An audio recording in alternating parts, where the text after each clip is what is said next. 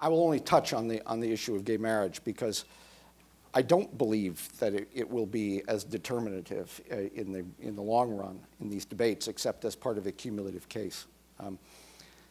If you look at the generational shift that's gone on from on the issue of gay marriage in a very short amount of time, we're moving in dramatically in one direction on that issue.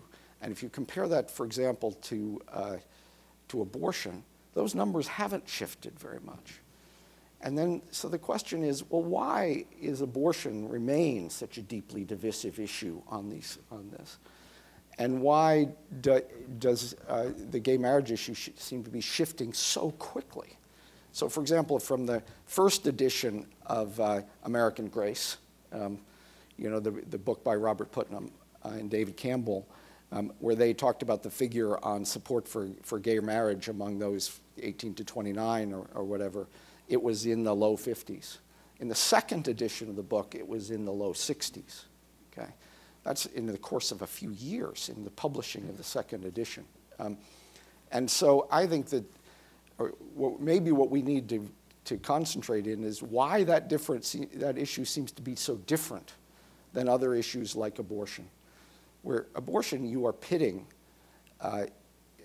you know, the right to life against the exercise of liberty. But those arguments about basic sympathy for those who are vulnerable has a tremendous power in America that an argument over the definition of legal rights as it concerns marriage doesn't seem to have. So I think that both evangelicals and Catholics are going to have to take that seriously. You know, that this is a dramatic shift and in a short amount of time taking place on this issue, even within religious communities.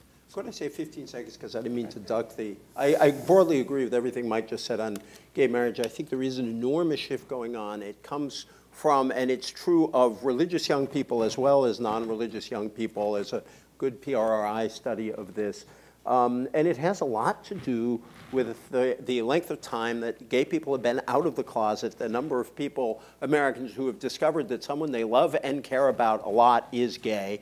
And that the demand for gay marriage in a curious kind of way is actually a deeply conservative demand, because it's a demand, it's certainly a communitarian demand, because it's a demand to be able to make a commitment to fidelity and to family.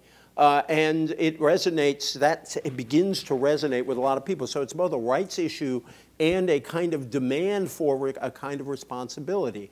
And I think it's so striking that the issue already is playing out so differently in the 2012 election than the 2004 election.